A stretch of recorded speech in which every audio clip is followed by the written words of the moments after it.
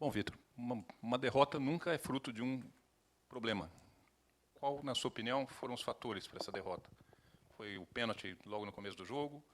Foi o pênalti nos acréscimos? Foi a expulsão em decorrência desse pênalti? Foi uma certa apatia da equipe no segundo tempo? E por que essa apatia, na sua opinião? Enfim, por que o Flamengo caiu hoje? Obrigado. Boa noite a todos. Assim, eu vou dar a minha opinião, mas a minha opinião é minha, não é? É minha. Nós preparamos para este adversário, estudamos o adversário, percebemos as características do adversário. Agora, o que nós não nos preparamos foi para uma arbitragem que, do meu ponto de vista, foi uma arbitragem não ajustada a este nível de competição. Uma arbitragem que para mim foi, desde o primeiro minuto, condicionante na amostragem dos amarelos, com uma falta de critério muito grande. Foi uma arbitragem provocatória, que enervou a equipa, e se não fosse a personalidade e o caráter destes jogadores, eu estou convencido que acabaríamos o jogo com 2 ou 3 expulsões, da forma como foi conduzido o jogo. Muitas paragens, uma permissividade com as paragens umas atrás das outras, mas não explica tudo.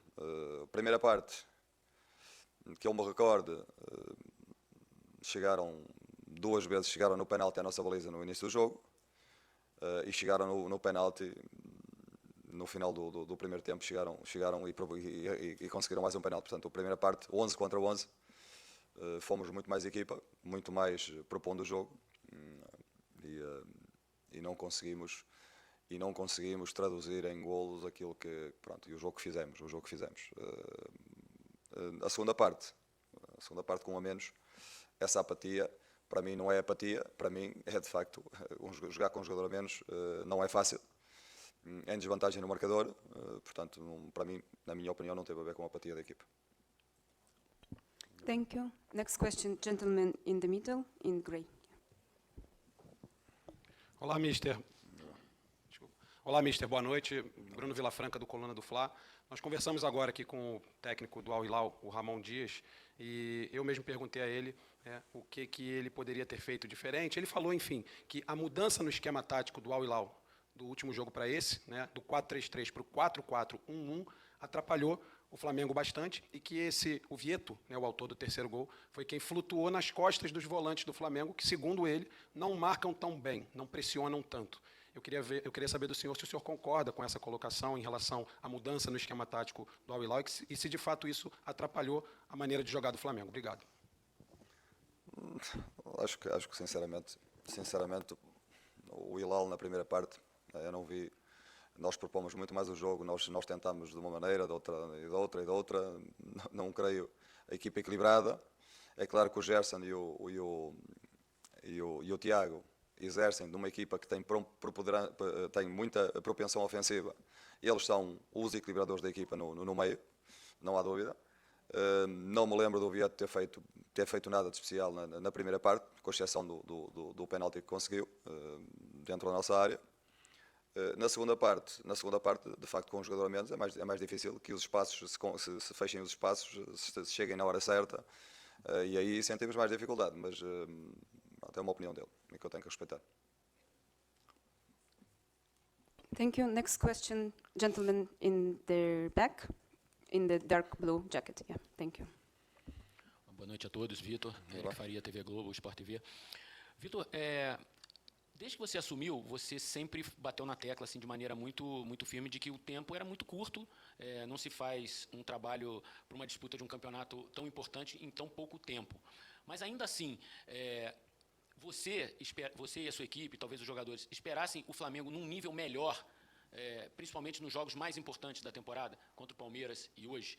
Era possível estar num estágio melhor, taticamente, fisicamente, tecnicamente, do que foi apresentado? Obrigado.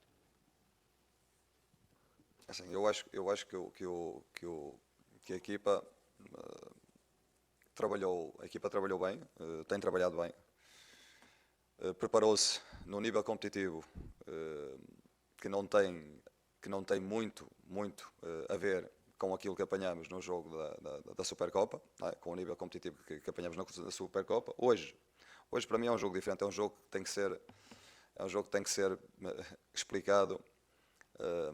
Eu não vou falar mais de arbitragem, porque não quero falar mais de arbitragem. Portanto, não vou falar mais de arbitragem. Agora o jogo foi muito condicionado. Hoje foi um jogo muito condicionado, porque uma equipa que começa a ser carregada com amarelos nos seus jogadores fundamentais, aqueles jogadores fundamentais, e que precisam de uma reação à perda de bola, uma reação forte à perda de bola, e depois não pode fazer faltas, isso condiciona muito o nosso jogo. Não penso, a segunda parte é uma segunda parte, portanto o jogo de hoje é uma segunda parte em que a equipa com a menos, em desvantagem no marcador, tem que ir à procura do empate.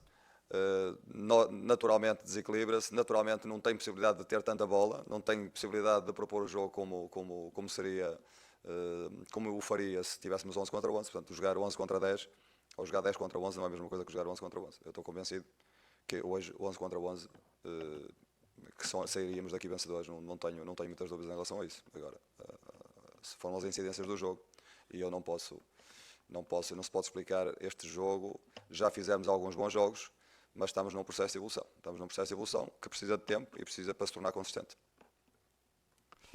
Thank you. Gentleman in the middle with the laptop. And after that, we will take 2 last questions. Aqui, Vitor. Yeah. Você falou que não vai falar da arbitragem, mas eu vou insistir, porque você falou, foi muito enfático sobre como o seu time não estava preparado para a arbitragem que a gente viu. A gente está vendo atrás de você o patrocinador master sendo a Arábia Saudita, um time saudita. Eu queria saber o que você acha que condicionou a arbitragem para ser esse tipo de arbitragem que você criticou aqui na coletiva de imprensa. Muito obrigado. Eu também queria saber, sinceramente, também queria ter a resposta, não é? Basicamente queria ter a resposta. Agora o que eu posso é analisar os factos. E hoje, na minha opinião, volto a dizer, assistimos a uma arbitragem que não se ajustou ao nível de uma competição como o Mundial de Clubes. Uma meia final do Mundial de Clubes merece uma arbitragem de outro nível. Gentleman in the back, in the very, very back. Thank you. Boa noite, Vitor. Em relação ao segundo tempo, quando você tenta soluções para tentar o empate do jogo e tudo, você já tinha tirado o Arrascaeta, imagino que por questão física, mas aí você tira o outro pensador do meio-campo, que é o Everton Ribeiro. Você acha que você poderia ter feito outra opção, em vez de tirar esses 2 meias criativos? E o que é culpa do time e o que é culpa do treinador? Obrigado. Assim, eu não tirei o Arrascaeta pela condição física do Arrascaeta. Eu nunca, porque nunca tiraria o Arrascaeta 11 contra 11 ao intervalo. Isso está completamente fora de questão.